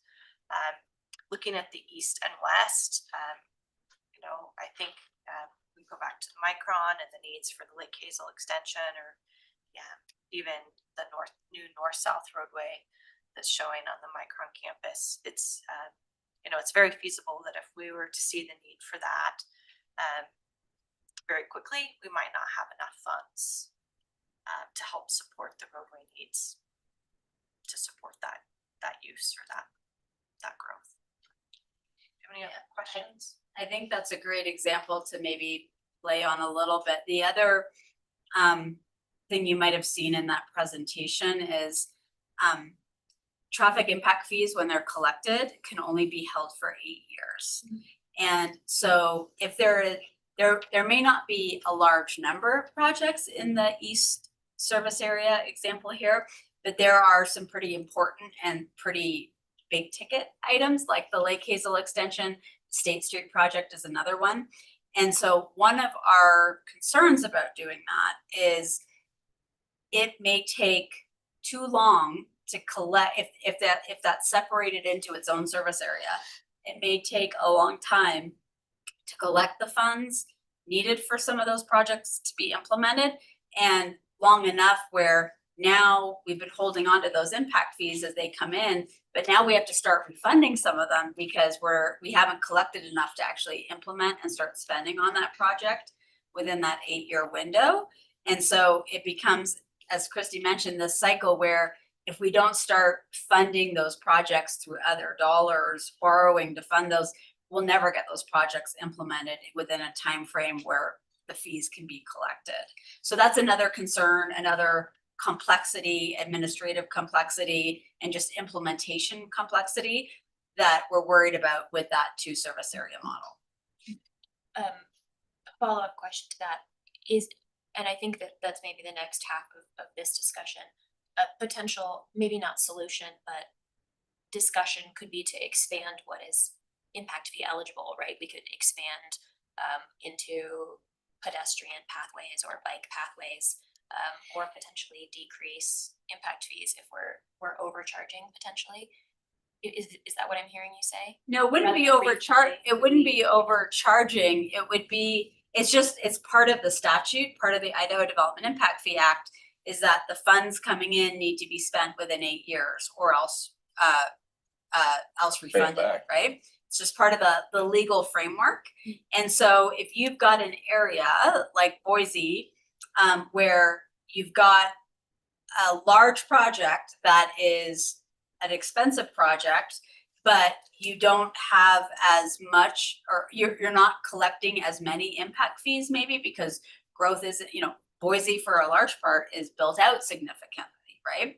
So you're not collecting the fees in that time and you don't have the ability to take, well, we have a lot of growth happening in South Meridian that's also gonna use like Hazel Extension. But now because we've divided up the county, we can't use any of the money that's coming in from them to also fund this project. Now we're gonna have to refund it just because of what's in the statute, the legal requirements. Which could mean that we couldn't do the project at all. Like that would be the worst case alarmist scenario of we can't hold the money, we don't have the money to move from elsewhere in the budget. Cause when we do borrow from the general fund, that's taking away from dollars that are available for maintenance projects and all of our other pots that aren't impact fee eligible. And community programs. So to your point, pedestrian and pathway, those dollars and those projects come out of the general fund. So if we're loaning general fund to the impact fee pot, then we have less general fund available for those other smaller projects. And remember, a lot of this, or not most of this, is built around trips. Well, what are the Micron numbers? The second phase is 4,000 jobs. What were the previous ones? 2 and 2. Those people aren't living, well, some of them, but not many of them are living at Mountain Home or Twin Falls. They're living in Ada County, if not in Canyon County, and crossing all the way through all the streets. And they're not all, believe it or not, on the interstate. It may look like it, but they're not. They're on the various and sundry arterials that are all through the county because they've got to get from their house in South Star or North Meridian or Northwest Meridian, even to get to the interstate. So it's generating volume throughout the county with businesses that are downtown. Even though you talk about the people down there don't go out much, everybody comes in a lot. It's where I go to shows, movies, restaurants, etc., and I can hit Nampa with a rock from my house. So it's travel across the county. It's really, truly, the Treasure Valley is one big city. And at some point, each of these towns could very well end up like Atlanta was 50 years ago. It couldn't expand one bit because it was small, incorporated communities all the way around the perimeter.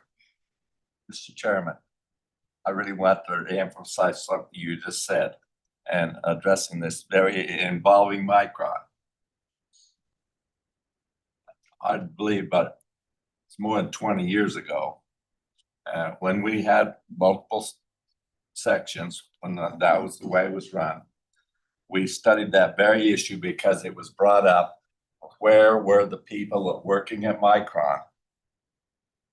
Maybe it's 25 years ago, but at that time, it was surprising. The traffic studies they showed, majority of the people working at Micron at that time did not live in East Boise and didn't live out there by Micron. They lived, I think the dividing line that we used in describing it was probably Eagle Road. It was incredible how many of them lived in Canyon County and in Meridian. And exactly. It crossed twice a day. That's exactly right. And the major route that they were using was the interstate. We had quite a study done. Mr. Chairman, based on Yes, sir. all of our discussions and the information provided, as well as the historical perspective, I move that we maintain what we currently have as a single service area for purpose of impact fee. We have a motion. Do we have a second? I'll second. Can we discuss at some point, or We're going to discuss it right now. Need to recognize the second by Mr. Brown, first by Mr. Wardle. Discussion. You're up. So I appreciate the history, and I know I'm new and just coming up to speed. I'm just not ready to vote. Well, I would vote opposed to the motion at this point. And I'm not saying I'm definitely against it, but I need to learn more before I can say I would support a single service. Yes, sir. Added this around with the Star Transportation Committee. And we understand the complexities involved.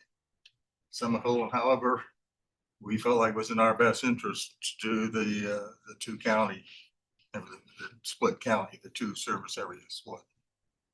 We just felt like we did more in our best interest based on the managing the crushing growth that's going on in Star and Meridian, even next door. Other discussion? I can tell you, I'm personally leaning towards the overlay zone with the flexibility that additional overlays could be added in the future. That's, I mean, I've thought about it for a full 20 minutes.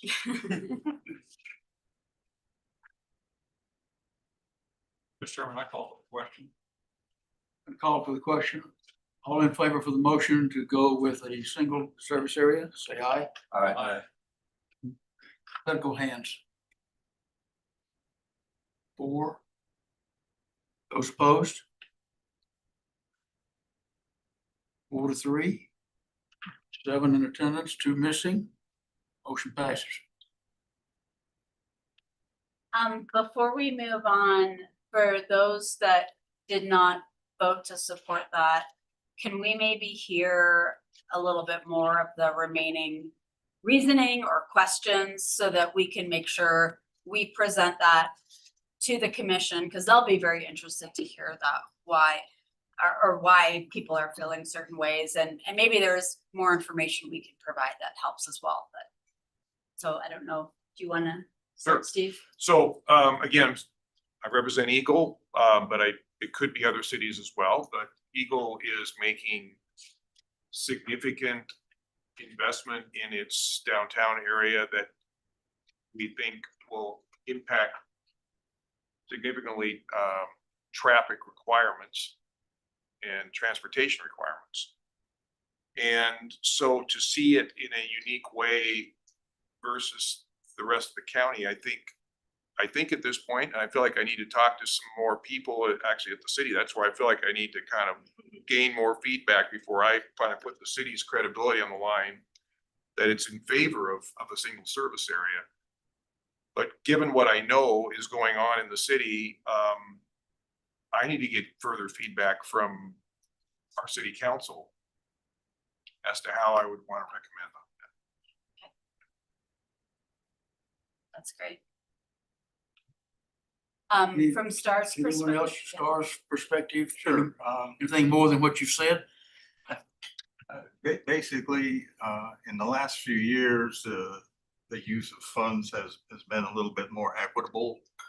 But prior to that, there was a huge disparity. We felt like there was a lot of impact fees being collected in our area that we're building, stuff on the other side of Boise that most of our people did not want or need. And it was extremely difficult for the city council when people would come before the council and say, well, growth pays for itself. How come we're not getting all this stuff, but we're seeing all these things over here on the other side of the county? It's very difficult for them to explain. The other thing is we just feel like the growth that we're seeing and the things that are falling out of the sky on Star right now, it's just going to be crushing for us. And we think it's going to be easier for us to manage if it's in a smaller, more contained area where we have more say and more control. It's just difficult when you have too many cooks in the soup or whatever the old expression is. We just thought it would be better. And we realize also that there's going to be higher costs associated with all this. But by the same token, as one of our committee members said, if we don't have, higher costs, we're basically subsidizing developers to come in because we know it's going to take more services to get some of these things than we're going to be possibly collecting through all these sources, not just here, but other sources as well. So that was kind of the rationale. Okay, that's really helpful. Yeah. Mr. Chairman. Mr. Brown. Okay, Thank you. Yeah, I do have a couple thoughts. My first request, if this is possible, I would really like to see the intersection project list. If we could maybe cross tab that with what that would look like with an overlay section with the two service areas.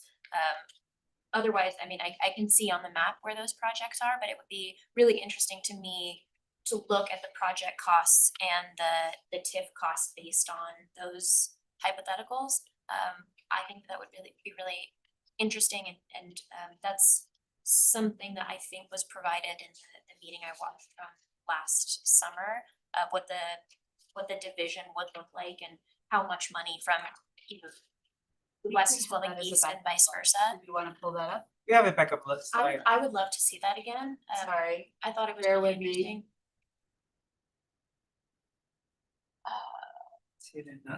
It's hidden, oh, Yeah. sorry. It's a hidden slide. I think I have everything here, unfortunately, Edison. Uh-oh. No, I messed this all up. Exit out of the presentation.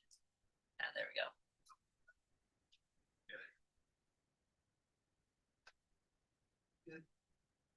That one, right? Yep, that's it. So this is that slide you're referring to from that last summer's presentation, except last summer's presentation, the percentages and the amounts were all based on the currently adopted CIP from 2022. So this is with our new set of new project lists and our new costs, what this looks like. So essentially what this shows, so for the east and west service area model, so you can see that the west definitely has the highest percent of household growth allocated to it, and 76%, only 24% of the household growth is assumed in the east service area.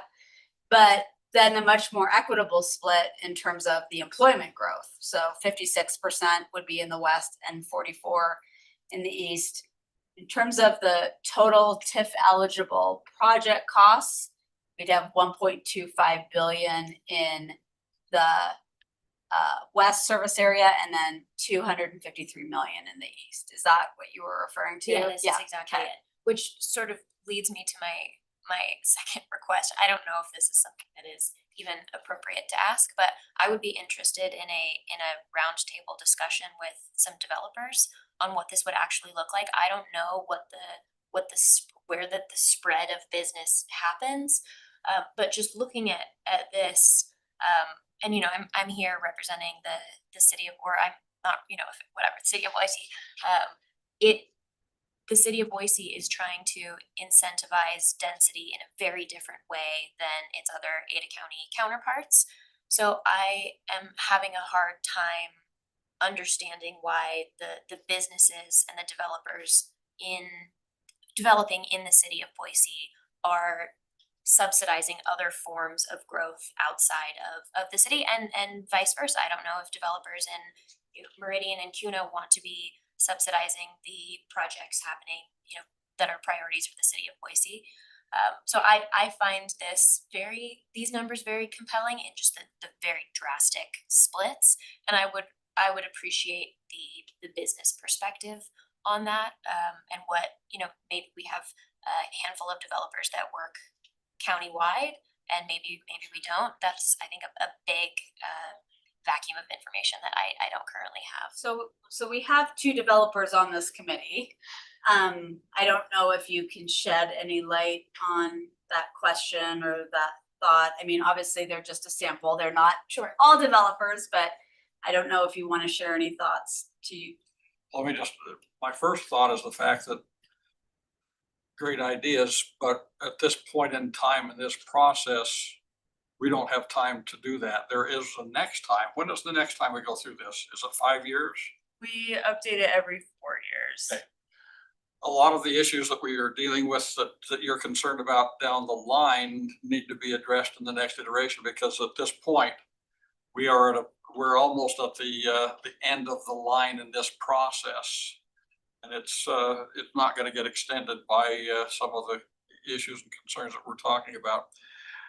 I'm not gonna speak to necessarily the impact because largely residential, but we do have a commercial factor. And of course, Mr. Oliver's primarily focused in commercial. But I wanted to go back to Mr. Turnipseed's comments, and these are helpful numbers, but what it's really suggesting when your group said that it needs to be divided, it means that you have less money available potentially for projects that might need to happen there, because some of that money is now constrained and can only be spent in the east. Where if the pot is county-wide, they've got total flexibility on where to apply those funds. So they can have that position, but I don't know that it's founded on what really happens when the money is constrained and divided and goes back into these smaller pots that took years to get out of originally. And of course, well, I'm gonna just stop there. We don't have time today. Yeah, I want to piggyback on that. I was going to do it before. I really want to, I want to thank Christie, because I had forgot that part of the complexity and how difficult it was when we were in the business of loaning money. It was a huge accounting problem, and you could say, well, just an accounting problem, but it was related to what was our Sonia pointed out on what the law says. And I go back to my original statement. The purpose was of putting the highway district together was to make it so that part of the purposes was to we wouldn't be balkanized. We could plan a traffic system that served the whole county and address this problem. And that the way projects, especially big projects like what we're talking about, like Icon, or I can remember when that was the other switch, when the people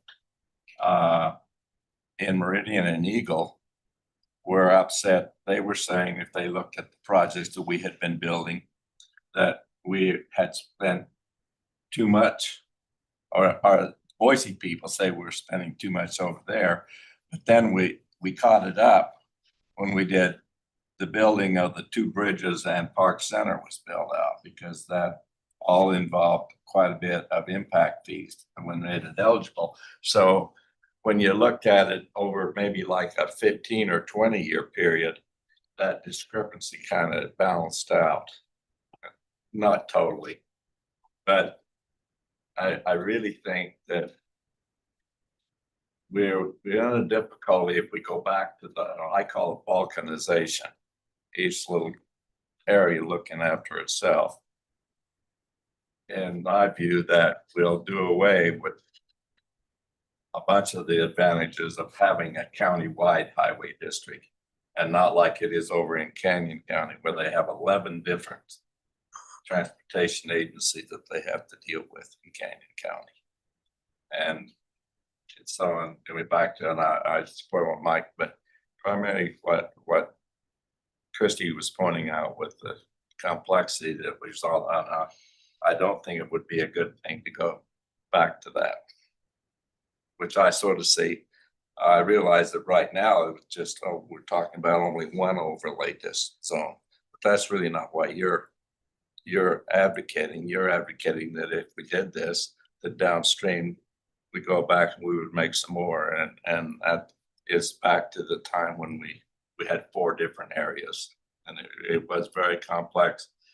It resulted in some money, I don't know how much, but there were I can recall some monies being paid back because we hadn't spent it in 8 years.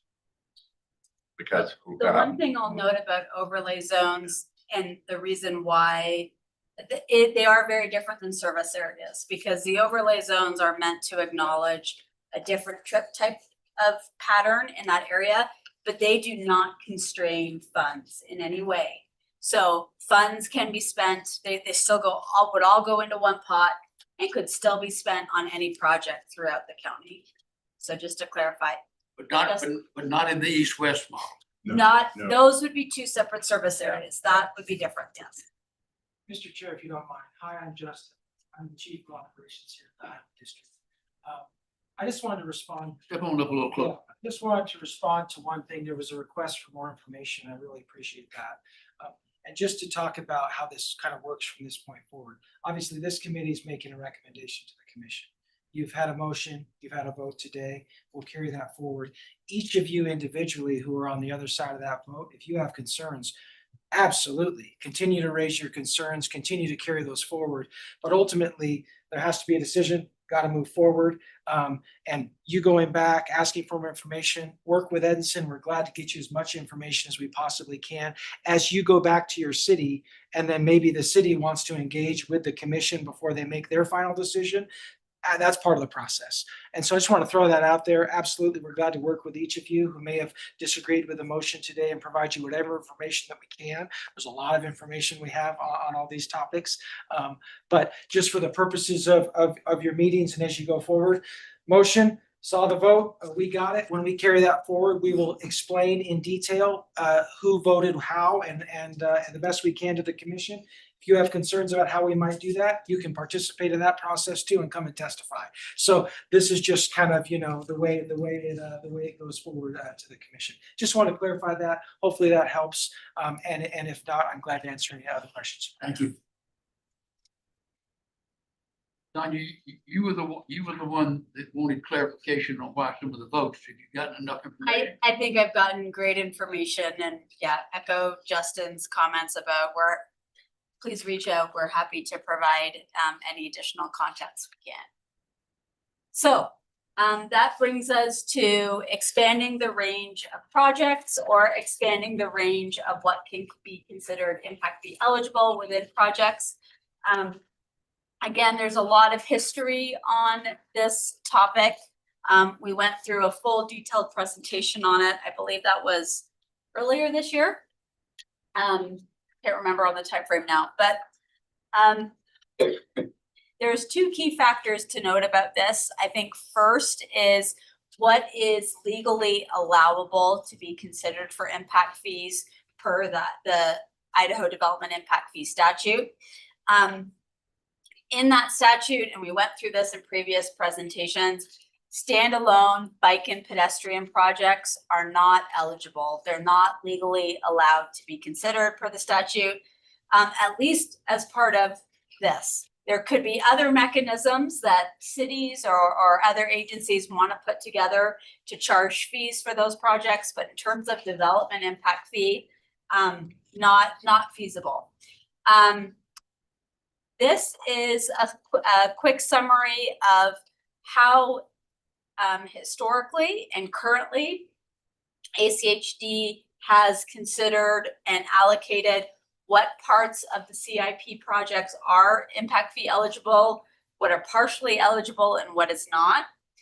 Essentially, this rounds up to that 66% of a CIP project cost is considered impact fee eligible, and the remaining 34% needs to be covered by some other funding from the general fund or other funding sources. So this is the current practice and how things play out. Now, Before you move on to that slide, please. Yes. The asterisk comment. Yes. I can clarify that. So right now, as part of ACHD policy, when it builds a road or an intersection, part of its policy is that there is a pedestrian and bicycle facility as part of that road. Could be a bike lane, could be a shared use pathway, could be sidewalks. That is part of ACHD's policy. Current practice in the current CIP is that those were not considered impact fee eligible portions of the project, but ACHD has for quite some time required development to put those facilities in when development occurs along any kind of street frontage. So if a development is fronting an arterial along that entire frontage, part of through exactions through ACHD's development process, the developer is required to put those facilities in. So even though ACHD doesn't consider them impact fee eligible, development is still funding the full cost of putting those improvements in along their arterial frontages. Okay. That's the asterisk there. So they're getting them through other ways besides impact. Through our best practice review, like I said, the governing law really guides and directs what can be considered impact fee eligible versus what cannot. But we also found, as you think back to that previous slide, in our best practice review, other agencies have been making different determinations in terms of what they consider impact fee eligible versus what ACHD has, including some agencies within Idaho. They've been considering different elements as impact fee eligible. We can only talk about in Idaho. We can talk If about, Maryland does something odd, state law won't let us do it here, whether we want to well, or not. unless it is allowed by state law. Okay. ACHD could just be interpreting state law differently. But one example, and through our review, the one key example that we think is worth consideration and discussion is the full pavement reconstruction costs. So in ACHD's current practice has been, so say we have a 2-lane roadway and the CIP has a project to widen that to 5 lanes. ACHD has taken the existing 2 lanes, the reconstruction of the existing 2 lanes, and not included those as impact fee eligible costs. I think the thought process has been because that's existing capacity on the system. However, when ACHD actually goes out to put that 5-lane project in there, they don't just add pavement outside of those existing lanes. That's not how roads are built. They tear up the entire road and build that full roadway from scratch. So someone is paying for those existing 2 lanes to be reconstructed. And so through our review, including other agencies within Idaho, such as Idaho Falls, the Mid-Star CIP, the City of Middleton CIP, Napa, those agencies are including those full pavement reconstruction costs as impact fee eligible. And so we made a recommendation, maybe that should be considered by ACHD to do so as well. So they don't have to make up as much of those costs through other funding sources. And so this is what that would look like if that policy decision was made to include the reconstruction of existing travel lanes as impact fee eligible. So you can see that would take our draft total traffic impact fee eligible costs from 1.49 billion up to 1.57 billion. And then you could see the impact that would have on the resulting traffic impact fee for 3 commonly used land uses. So it would increase the single family home TIF by about $400. Of course, this is not assuming any change to service area. This is assuming everything stays under one service area. But if that were be the case, it would change it by about $400. Same thing for some other land uses. It would be some few $100 changes to those impact fees if we were to include that.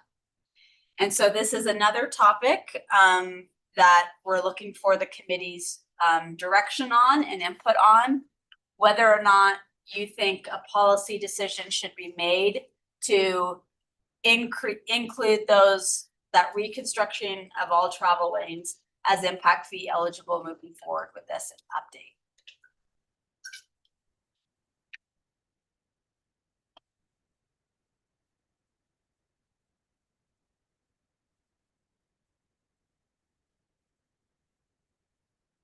Everybody still with us? Sorry, I know it's been. No, I had somebody sometime somewhere said, if you ask a question and nobody immediately answers, wait. Wait. If nobody else would, I will. See, I would be in favor of including it exactly for the reason that Sonia talked about. Because when you widen all the roads, I can only think of one exception.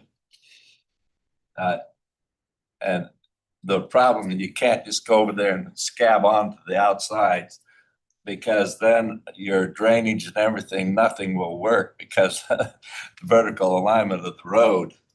it's all screwed up.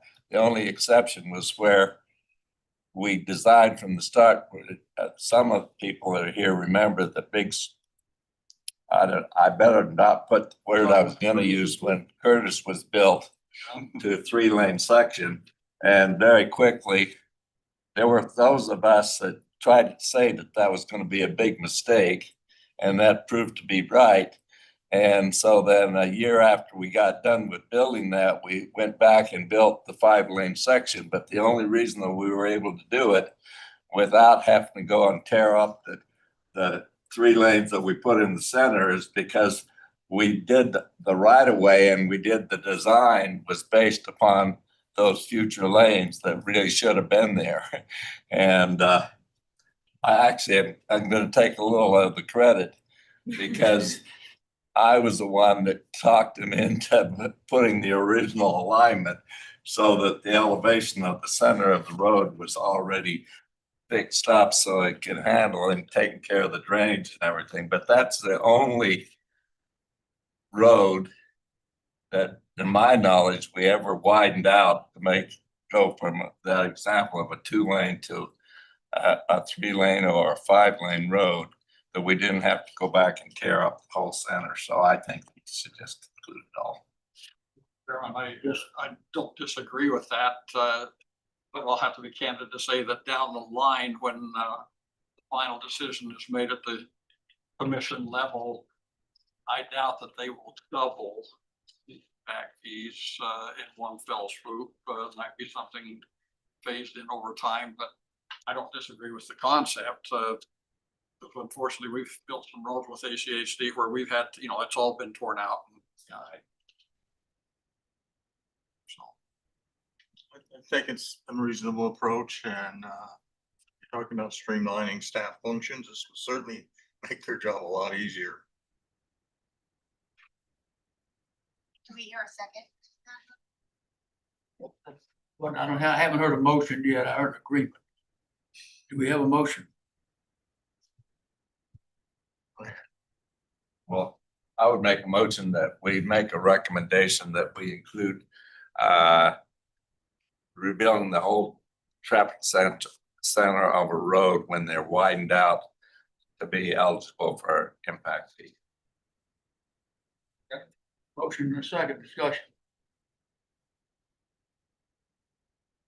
Is the motion acceptable in that he made it a little more complex than what you were originally asking? Is it okay as stated? I think it's great. Yeah, Okay, I think it's okay. No more discussion. All in favor, please say aye. Aye. Any opposed? Passes. There you have it. wonderful. Thank you. Okay, so we did that. So let's talk about timeline and next steps. We appreciate everyone hanging through this meeting. I know there was a lot of content and a lot to work through, but we appreciate that. We will be presenting, I think, what's going to be a very similar presentation and content to the commission next Wednesday on July 9th. Part of that, of course, will be sharing this committee's input and thoughts on these key policy decisions. We'll be making some updates, I think, based on the project comments as well. I'm trying to get those in there. But at that point, we will be looking for the commission, as much as they feel comfortable, to also provide their decisions and directions on these key policy elements. And our hope is by August, now that we have all of the content for the document, to prepare a draft CIP and traffic impact fee schedule that can go out to the public for their review and comment, all moving us towards an adoption, hopefully here by the end of the year, ideally in November. We will be coming back to this committee in August is the timeline with that draft CIP for your review and any final comment before it goes out to the public. That, of course, is assuming we have direction from the commission next week. And that will be our time frame moving forward. So yeah, any other questions or What thoughts? time on the 9th is commission meeting? It's a day meeting. It's a so- minute, so noon. Yeah, it'll be in the work session following the commission meeting, that starts at noon, so. It'll be a work session immediately following that commission meeting, so the commission meeting starts at noon, so whenever they I'll get, be at the commission meeting, it'll be a work session after. yeah, yeah, And they don't have time for that until they know how they do it. exactly, but hopefully sometime not too long after.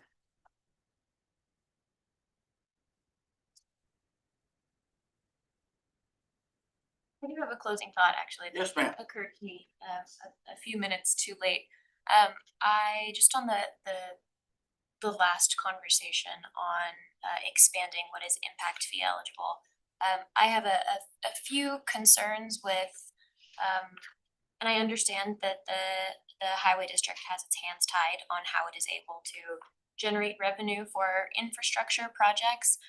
However, I do worry about relying on our businesses to always be fronting that cost.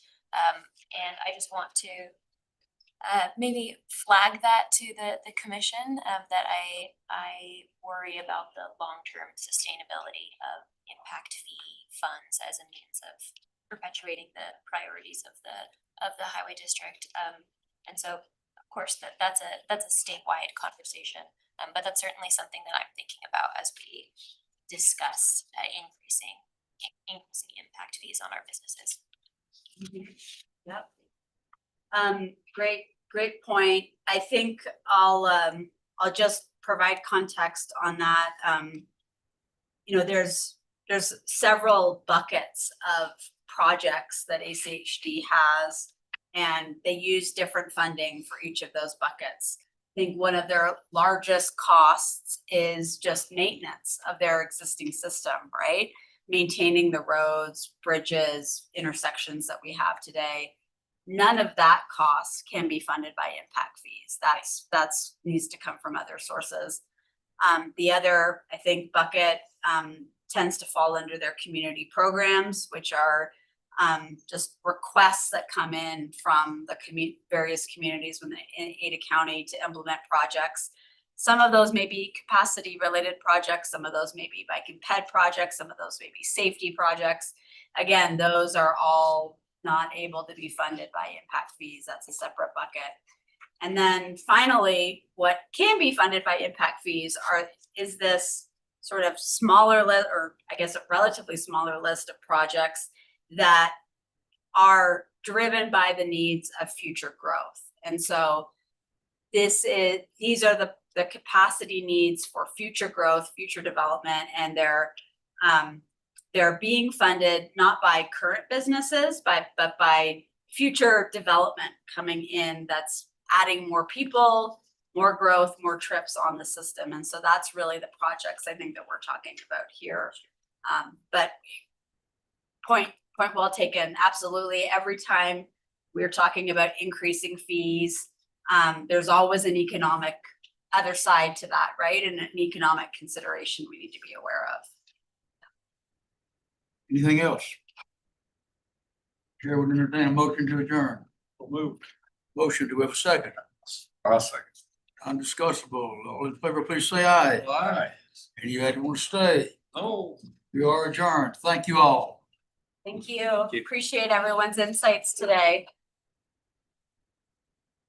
So did you pay for them?